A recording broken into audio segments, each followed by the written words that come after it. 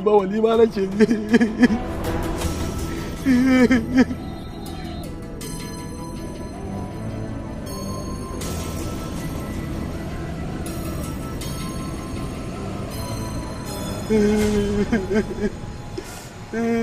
Be careful.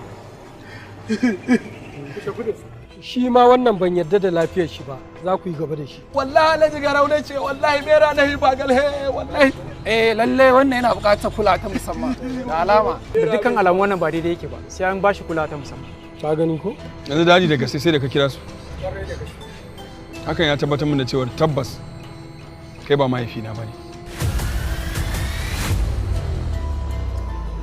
Alhaji kar ka samu damuwa, za mu yi duk abin da ya kamata a kai.